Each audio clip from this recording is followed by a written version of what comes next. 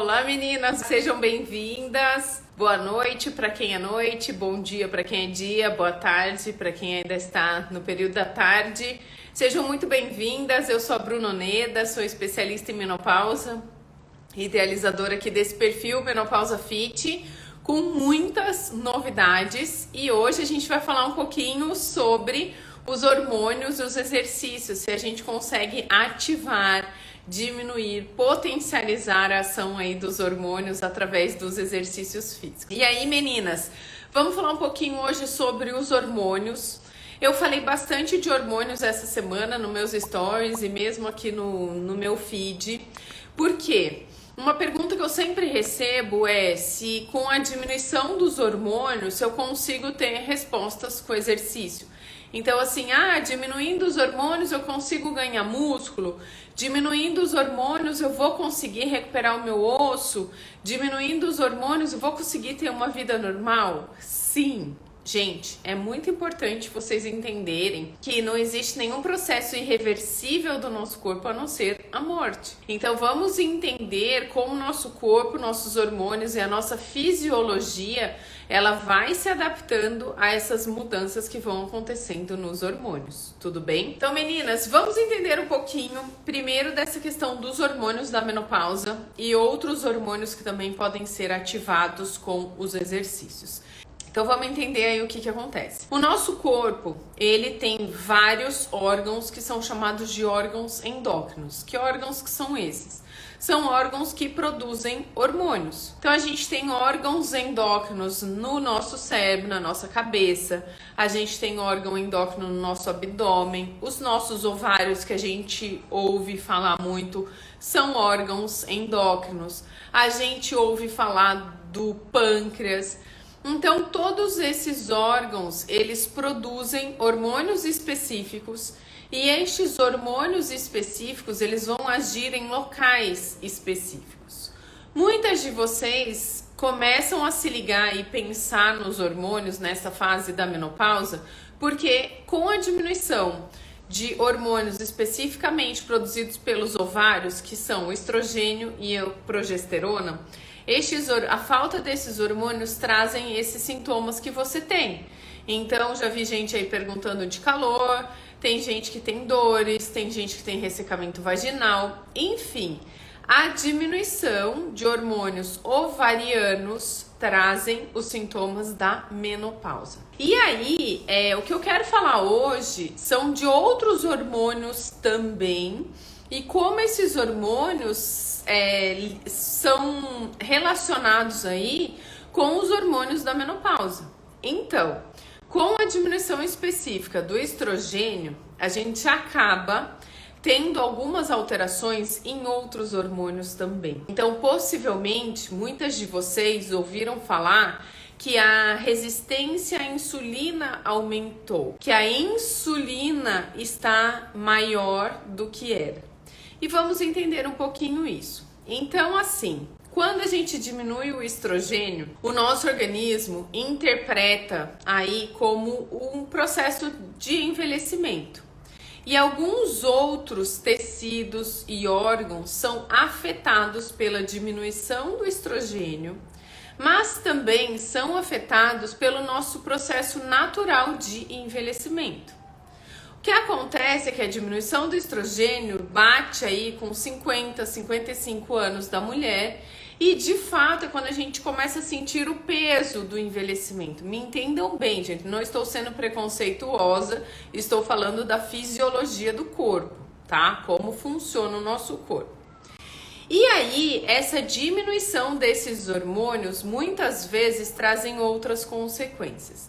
Então vamos falar da insulina. A insulina é um hormônio extremamente importante na nossa vida. A gente não vive muito tempo sem insulina. Tanto é que os diabéticos, que são diabéticos desde criança, ou você aí que é diabética desde que criança, desde sempre você precisou usar a injeção de insulina. Por quê? Eu preciso da insulina para que o meu metabolismo aí de produção de energia funcione bem. Eu preciso da insulina para que ela se junte à glicose, que é o açúcar, e vá para as células onde ela tem que trabalhar. Existem algumas células que não dependem da insulina. Então, o nosso sistema nervoso central, por exemplo, nosso raciocínio, ele não depende da insulina. A glicose chega aqui simplesmente sozinha. Mas para os nossos músculos trabalharem, eles precisam da insulina levando este açúcar para dentro das células.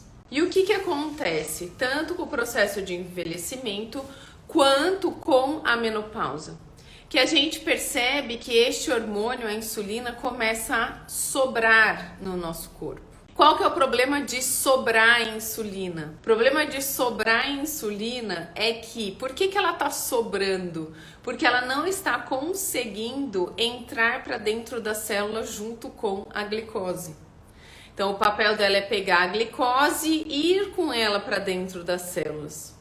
Só que se ela não consegue fazer essa função, a gente começa a falar que é o pré-diabetes, que a gente começa a ter uma dificuldade na entrada de insulina para dentro das células. Se a glicose depende da insulina para entrar dentro da célula e a insulina não está entrando, o que acontece com a glicose? A glicose também não entra. Então, talvez de uns anos para cá, você percebeu que o seu açúcar no sangue está mais alto. E aí seus médicos estão falando para você, tome cuidado, você não pode ficar diabética, tome cuidado, porque seu açúcar está alto. E aí, vamos entender todo esse processo. Quanto mais adaptado ao exercício são os meus músculos, mais glicose e insulina eu consigo levar para dentro dessas células. Então, se eu tiver um músculo sedentário, se eu tiver um músculo que não pratica exercícios regularmente, a gente vai começar a ter glicose sobrando, a gente vai começar a ter insulina sobrando. Qual é o problema disso? A longo prazo, você pode desenvolver um diabetes. Então, quanto mais eu uso os meus músculos, mais eu crio um ambiente que facilita a entrada da glicose e da insulina para dentro dessas células que dependem de glicose e insulina. Deu para entender? Então, assim, muitas de vocês começam e ficam muito preocupadas com o estrogênio, com a progesterona, porque eles dão sintoma. E óbvio, você quer diminuir os seus sintomas ruins, quer diminuir calor, você quer melhorar a sua disposição, perfeito. Não é pra gente não se preocupar. Mas hoje eu tô trazendo aqui a ideia de outro hormônio, que é tão importante quanto, e muitas vezes a gente negligencia porque não dói. Sobrar açúcar e sobrar insulina no nosso sangue não dói. Mas a longo prazo pode trazer consequências devastadoras para o nosso corpo, inclusive a tendência de se tornar diabética. Como juntar todas essas informações? Então, assim, eu tenho o estrogênio alto a vida inteira e a produção de insulina é praticamente a mesma. Quando o estrogênio diminui, a produção da insulina continua a mesma. Só que o estrogênio não existindo, ele dificulta este encontro da insulina com a glicose. Então, a diminuição do estrogênio, ela vai lá na portinha, a falta do estrogênio faz com que as portinhas de glicose do seu músculo se fechem. E por isso, o seu exame de glicose deu tão alto nos últimos anos. Então, um hormônio acaba modificando o outro. Só que eu posso ter optado por reposição hormonal ou não. O hormônio exógeno, o hormônio que eu uso de fora do meu corpo, que não é produzido no meu corpo, não necessariamente ele vai trabalhar neste metabolismo da glicose e da insulina. A maneira natural que eu tenho de trabalhar esse metabolismo da glicose e a insulina é ativando as minhas células que mais usam glicose, que são as células musculares, ativando elas de uma forma que eu consiga abrir todas as portinhas dos meus músculos para que glicose e insulina entrem para dentro do músculo. Então não adianta você ficar esperando você resolver o problema da menopausa, você resolver o problema do estrogênio, da progesterona, para você resolver o problema da sua glicemia. E é exatamente sobre isso que eu queria falar hoje. Porque a gente fica achando que uma vez que diminuiu o estrogênio, acabou a vida. Ai, ferrou, agora não tem mais vida. Não, gente, a gente tem todos esses hormônios que precisam e trabalham. A gente tem o funcionamento pleno do nosso corpo. E leva um tempo para adaptar quando diminui o estrogênio. Mas eu não posso achar assim, agora que veio a menopausa eu não consigo mais ganhar músculo. Agora que veio a menopausa eu tenho que aceitar que eu vou virar diabética. Agora que veio a menopausa eu tenho que aceitar que o meu colesterol tá alto e pronto. Não, muito pelo contrário. Eu tenho muitos outros hormônios que têm que funcionar. E eles vão funcionar se você der estratégias para eles funcionarem. Se você der subsídios para que eles entrem diretamente nas células que eles têm que entrar. Então deu para entender essa questão da insulina, gente? Porque, de fato, é um problema que acaba, é uma alteração aí que acaba trazendo muitas vezes ansiedade, muitas vezes um medo do desconhecido. Pô, como assim? Minha glicose, meu exame de açúcar sempre deu bom e agora ele começou a dar ruim e o estrogênio não vai voltar. O estrogênio não vai voltar. E mesmo que você faça a reposição hormonal, gente, para eu cuidar da glicose, o açúcar do meu sangue, e para eu cuidar da insulina, eu preciso fazer exercícios, a não ser que eu queira ficar tomando remédio. Você tomar remédio, beleza. Não vou mentir, tem remédio que faz o papel do exercício, neste caso da glicose. Mas você não quer. Você não quer ficar tomando remédio. Pelo amor de Deus, se tem algo que você pode fazer, eu acho que tem que fazer. E qual que é o problema, gente, da glicose e da insulina estarem altas? Qual que é o problema disso? O risco de diabetes, ele é a longo prazo. Então, assim, não é que hoje minha glicemia deu alta, amanhã eu vou ficar diabética. Não, não é isso. Só que provavelmente, se você tá com a sua glicemia e se você está com a sua insulina alta, significa que você tá um pouquinho acima do seu peso. Significa que você tá com uma barriguinha maior aí do que a esperada, que é de 88 centímetros. E qual é o problema disso? A barriga aumentada só piora este processo aí da não utilização da insulina. Então vira um ciclo vicioso. Voltando à explicação, o estrogênio não vai mudar. O nosso ovário, o termo que se usa na medicina é falência ovariana. O ovário fale, para de funcionar. Só que eu não posso assumir que o fim do funcionamento do meu ovário é o fim do funcionamento de todos os outros hormônios do meu corpo. Não. Não, gente. O estrogênio tem a função dele. Os outros hormônios têm as funções dele, porque senão não precisaria ter. Teria só o estrogênio e pronto. E a insulina, que é esse primeiro hormônio que eu tô falando, o aumento da insulina muitas vezes é o que te traz a dificuldade de você perder sua barriga. O aumento da insulina é o que te faz ter dificuldade de emagrecer. O aumento da insulina muitas vezes é o que te promove essa dor que você tem no corpo. Processo inflamatório. E é um ciclo. Porque quanto mais gordura eu tenho, mais alta vai ficar o açúcar do meu sangue e mais alta vai ficar a insulina. Gente, qual a maneira que eu tenho para diminuir tanto o açúcar quanto a insulina do meu sangue? Exercício. Então, se eu não posso brigar com a diminuição que aconteceu do estrogênio e da progesterona, é um processo natural do envelhecimento da mulher, eu tenho como sim brigar com os meus exames de sangue. Eu tenho como brigar com a barriga, com a gordura que está na minha barriga.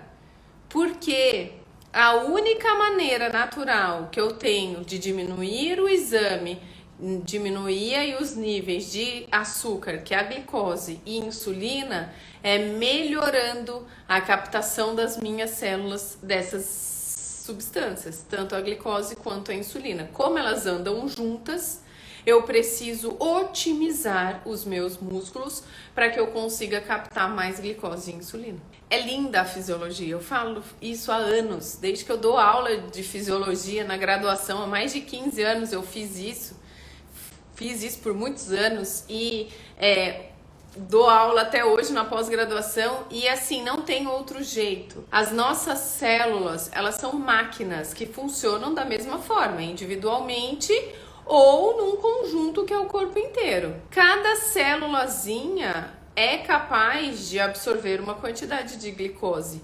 Cada célulazinha do meu músculo. Quando eu vou usar mais glicose? Quando eu tiver uma célula maior, quando eu tiver uma célula mais ativa. De novo, meu açúcar do sangue tá alto, minha insulina tá alta, meu médico tá falando que eu tenho que tomar cuidado para não ficar diabética. Eu vou culpar a menopausa? Não. Vamos entender este processo separado. E quanto maior forem as minhas células musculares, e quanto mais células musculares eu tiver, melhor vai ser essa captação de glicose e insulina, menor vão ser os níveis dos meus exames de sangue de glicose, insulina, hemoglobina glicada, tudo isso aí que vem te apavorando desde que você entrou na menopausa. Como eu aumento o tamanho dessa minha célula do músculo? Através de exercícios de força. Então, quando eu treino, eu consigo aumentar o tamanho da minha célula e quando eu treino, eu consigo aumentar a quantidade de células que eu tenho em determinados locais. Então, se eu faço exercício para o meu braço, eu aumento tanto a minha capacidade daquela célulazinha de puxar mais glicose e insulina para dentro dela, quanto eu aumento o número de células. E isso faz com que eu consiga captar mais glicose e mais insulina. Deu para entender? Quando eu consigo que a minha célula seja mais eficiente na captação de glicose e insulina, os meus exames começam a melhorar. Primeiro exame que melhora quando a gente começa a fazer exercício certo é a tal da hemoglobina glicada. A hemoglobina glicada responde ao exercício de uma maneira sensacional. E se você olhar o seu exame, se a sua hemoglobina glicada estiver alta, você precisa pegar firme nos exercícios para que o seu corpo consiga diminuir aí esses níveis de açúcar, que nada mais são, só que a gente consegue enxergar através da quantidade de açúcar na hemoglobina, que é uma outra célula. Mas se você olhar o seu exame, tá lá, hemoglobina glicada e ela vem em percentual. Se o percentual de hemoglobina glicada melhora, você diminui o risco de diabetes. Se o percentual de hemoglobina glicada diminui, você perde mais peso, mais gordura com uma maior facilidade. Porque isso significa que você está modulando os níveis dos seus hormônios. Da onde vem o açúcar, gente? A gente tem açúcar armazenado no nosso corpo. A gente precisa ter açúcar armazenado no nosso corpo. Algumas células armazenam melhor do que outras. Então, por exemplo, os nossos músculos, eles conseguem armazenar uma certa quantidade de glicose. Só que é uma certa quantidade que eu armazeno, tem uma certa quantidade que é usada aí, minuto, segundo a segundo. E se eu não uso pelos meus músculos, isso sobra com uma maior facilidade.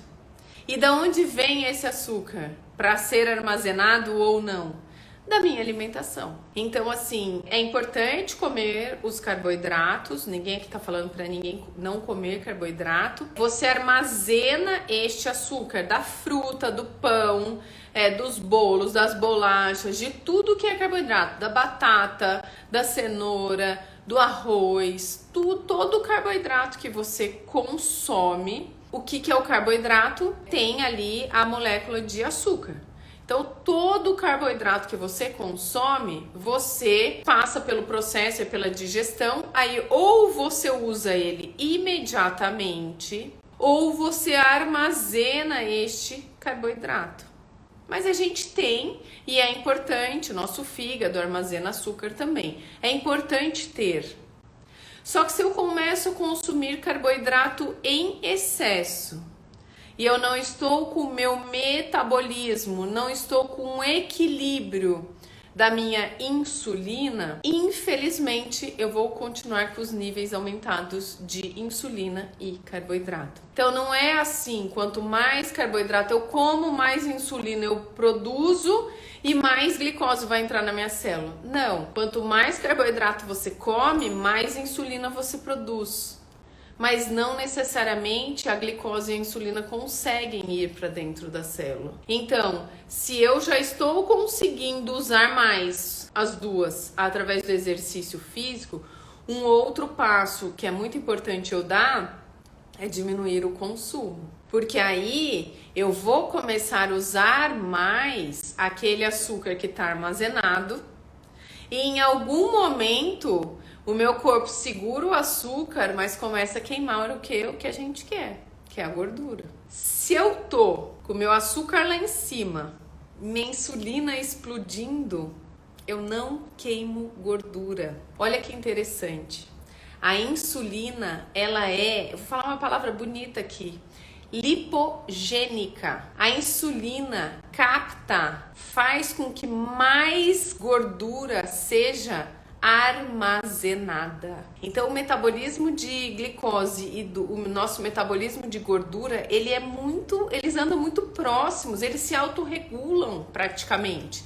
Não é certo falar isso, mas só para vocês entenderem. Então se eu como muito açúcar, elevo a minha insulina. Se a minha insulina tá alta, qualquer gordurinha que eu comer, eu armazeno. Deu para entender? Agora, se eu diminuo a quantidade de açúcar, dou uma modulada na insulina, a gordura que eu comer, muitas vezes, vai ser utilizada como fonte de energia. Se eu não consumo muito açúcar e meu corpo tá pedindo, porque para falar aqui eu tô usando glicose do meu cérebro, para me manter na postura eu tô usando glicose, é nossa fonte de energia aí. Então assim, se eu não consumo muito, eu consigo virar todo o jogo.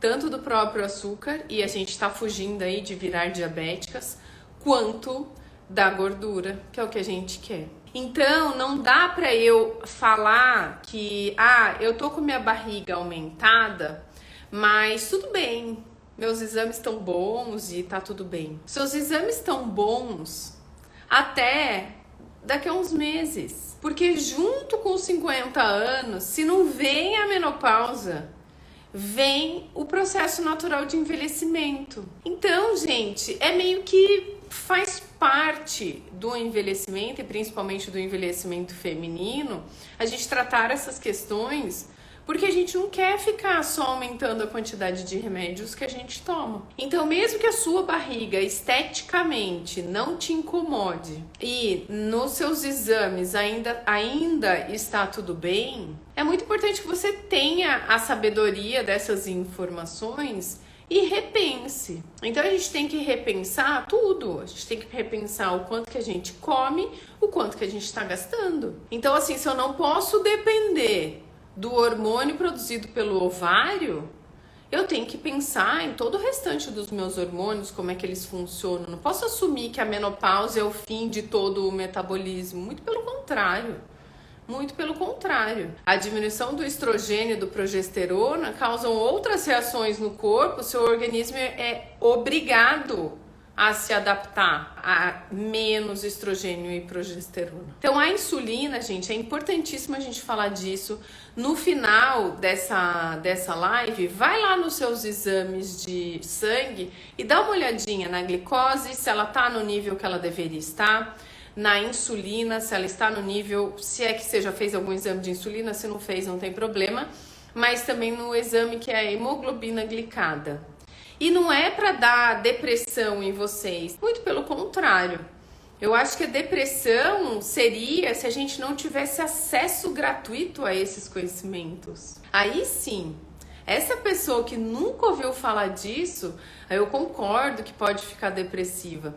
Mas se você está tendo essa oportunidade de ouvir todas essas explicações E com a solução, eu acho que não tem bênção maior do que saber disso. Por quê? Porque a gente tem estratégias de reverter essa situação. Só a morte não tem solução, gente.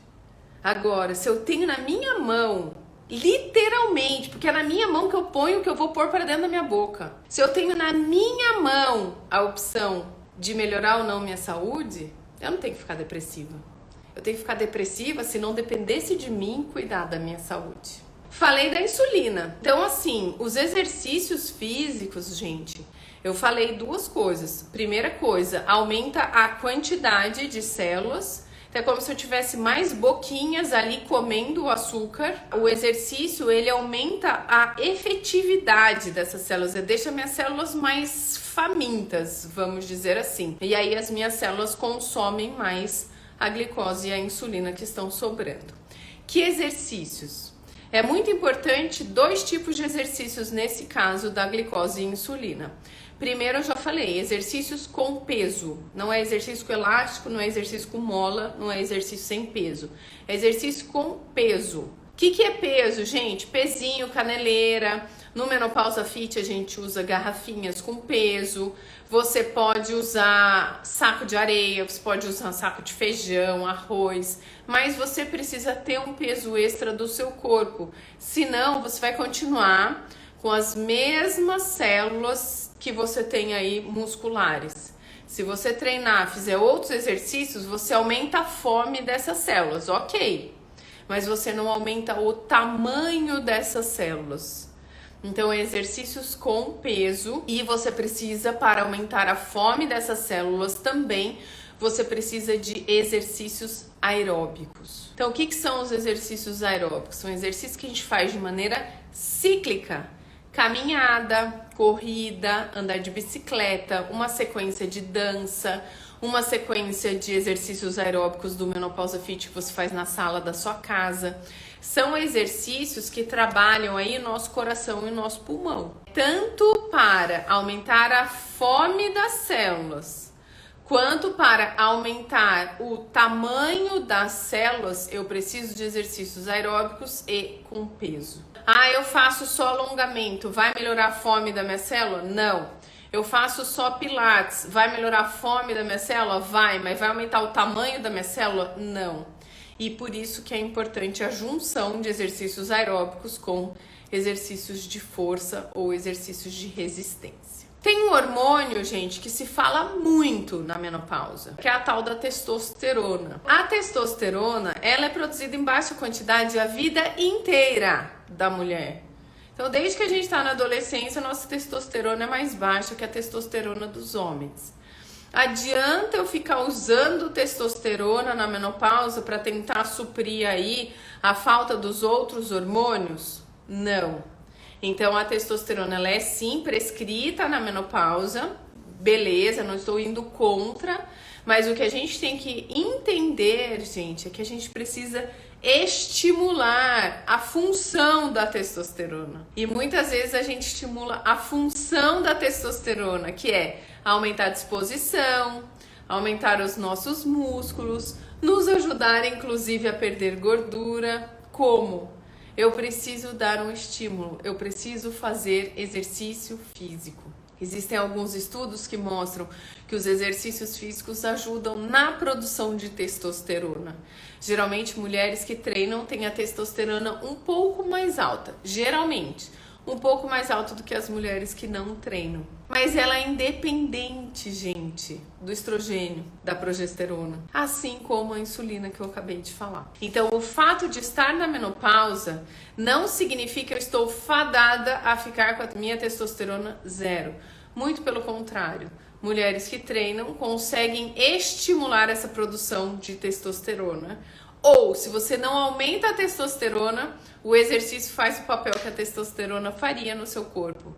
Te ajuda a melhorar libido, te ajuda a melhorar a massa muscular, te ajuda a diminuir dores, te ajuda a dar mais disposição. Este é o papel da testosterona. É igual o efeito que o exercício tem no seu corpo. Queria falar de dois outros hormônios que são importantíssimos neste processo de vida que a gente está enfrentando. Primeiro, um hormônio produzido aqui no nosso cérebro, mas não preciso falar o nome da glândula, mas produzido no nosso sistema nervoso central, que é o hormônio de crescimento, famoso GH. O GH, gente, tem nada a ver com a menopausa. Ele pode diminuir a sua produção ao longo da nossa vida conforme a gente vai envelhecendo. Mas o envelhecimento começa nos 30, então não vamos assumir que a culpa é da menopausa. O GH, o próprio nome já diz, hormônio de crescimento. Ele ajuda no crescimento das nossas células. E ele é estimulado por duas coisas. Ele é estimulado pelo exercício físico e ele é liberado e estimulado no sono profundo. Ah, Bruna, eu não consigo dormir bem. Mesmo assim, você tem o GH. Só que, se você fizer exercício e dormir bem, você vai ter uma produção maior de GH, você vai garantir mais seus músculos. O sono profundo aumenta a produção de GH, o exercício aumenta a produção de GH e este é um hormônio que vai te ajudar a ganhar massa muscular. Volto a dizer, independente da menopausa, você tem produção de GH. Então, não culpe a menopausa. Use o que você tem a seu favor. O que é o seu favor? Procurar fazer exercício para ganhar os seus músculos, procurar fazer os exercícios para usar este hormônio a seu favor e procurar fazer exercício para dormir e produzir esse hormônio. Então, gente, é simples, é mais simples do que a gente imagina. Tudo bem? Então, o GH é um hormônio extremamente importante e fundamental para o aumento aí da nossa massa muscular e independe